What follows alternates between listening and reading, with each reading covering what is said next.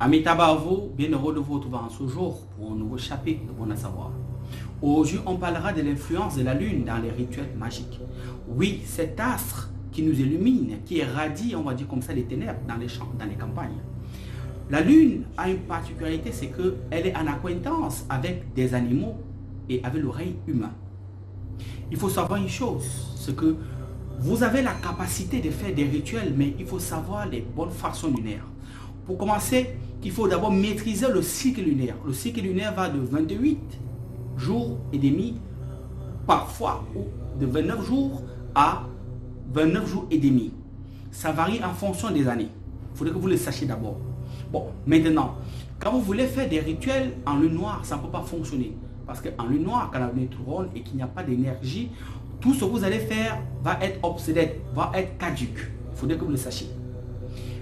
Quand la lune est montante, c'est-à-dire à partir du premier croissant, ok, à partir de quand la lune est croissante, je vais dire à partir du premier quartier, en ce moment-là, en nouvelle lune, comme on dit souvent, vous avez déjà la capacité déjà de faire des rituels de magie. Et là, elle peut fonctionner à 50 ou à 40%. Donc 40 à 50%. Parce qu'elle est montante. Plus elle monte, plus l'énergie, plus vous avez 100% de chances de réussir autant pour moi comme ça vos rituels. Maintenant, quand la lune est pleine, quand elle est au zénith, c'est le moment où tous les magiciens, tous les mages, même les mages noirs, même les sorciers, profitent de cette énergie lunaire afin de bénéficier de sa radiation, de l'énergie qu'elle émet en fait. Maintenant, quand la lune est pleine, vous avez le temps de faire tout type de rituels et même, vous avez aussi l'opportunité comme ça de créer des sorts, ou des enchantements quand la lune est pleine. Quand la lune est plutôt descendante, là, vous avez l'opportunité comme ça de vous détacher. Il faut savoir une chose dans la magie. En lune croissante, ok, on fait les rituels de démonde. En lune décroissante, on fait les rituels de bannissement. Croissante, demande, décroissante, détachement. C'est-à-dire des envoûtements, des ensorcelements, vous vous désenchantez, on va dire comme ça. Les rituels même, des fétiches ou des rituels qui ont trait à la famille ou au trait généalogique, vous les faites en lune descendante. Il faudrait que vous le sachiez aujourd'hui.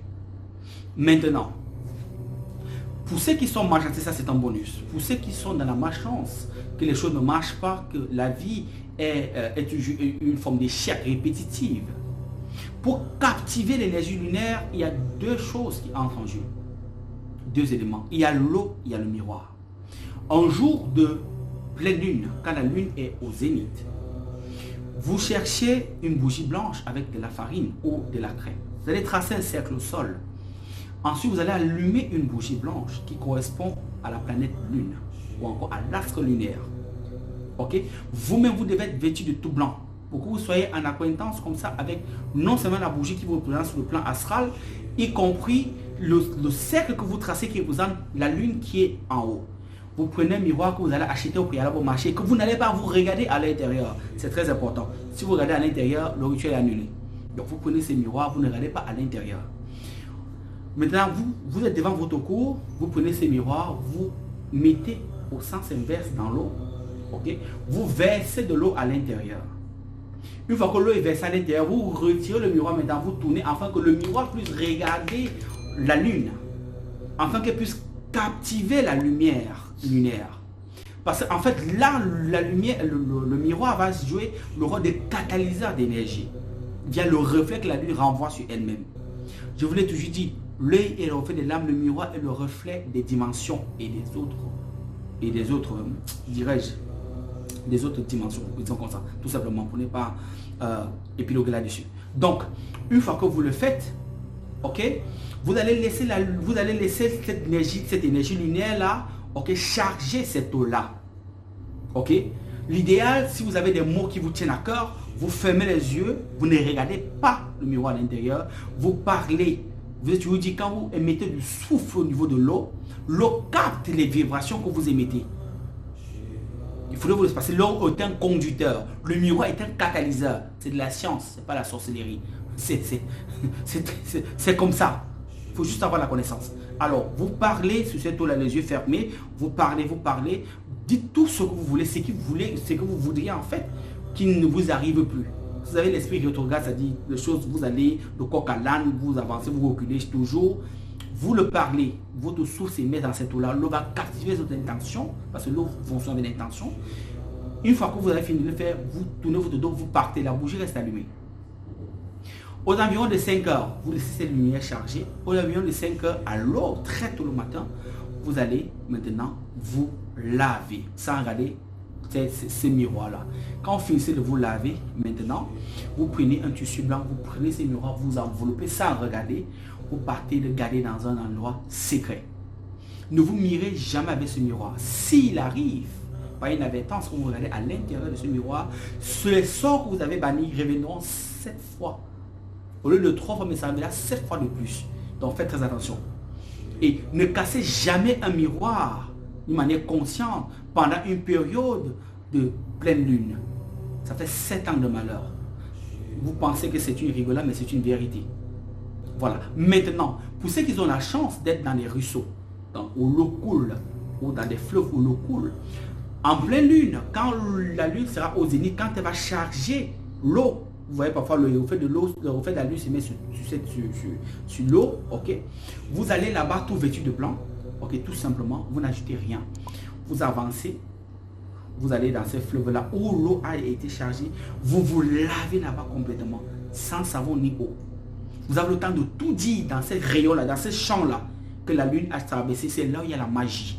Vous l'avez là, tout ce que vous allez dire là-bas, toute cette expiation que vous allez faire là-bas, vous sera accordé. Quand vous finissez, vous lavez bien, vous tournez votre dos, il faudrait que cette eau coule. Il n'y a pas dit un lac.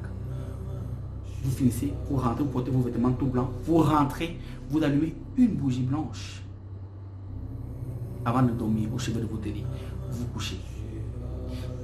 À ce qui concerne le miroir, c'est un rituel qu'on ne fait qu'une fois par an. C'est très important parce qu'il est très fort. Ok. À ce qui concerne le ruisseau d'eau, vous pouvez le faire en 4 lunaisons. Vous savez que le cycle lunaire est de 28 jours ou de 29 jours. Vous pouvez le faire en 4 lunaisons. Donc, allez faire cette recette, c'est très important.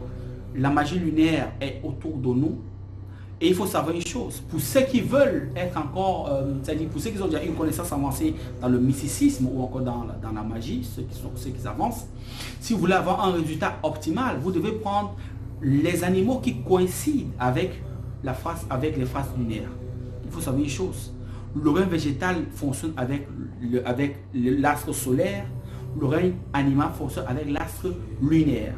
Donc en fait, il faut savoir déjà, quand vous maîtrisez ces deux règnes, c'est-à-dire vous savez que le règne végétal, c'est le règne solaire, va avec l'énergie solaire, et puis animal va avec la lumière. Il y a des rituels que vous pouvez faire pour booster tout dans votre vie en fait. Il y a des animaux spécifiques pour ça en fait. Ils peuvent être rampants, ils peuvent être volantes, on va dire comme ça, ou ils peuvent encore être marchandes, on va dire comme ça. Donc, bref, cela viendra une autre fois en fait. Donc, Amitabha, au thème, c'est au roman depuis 237, c'est l'Afrique qui gagne. Aigle.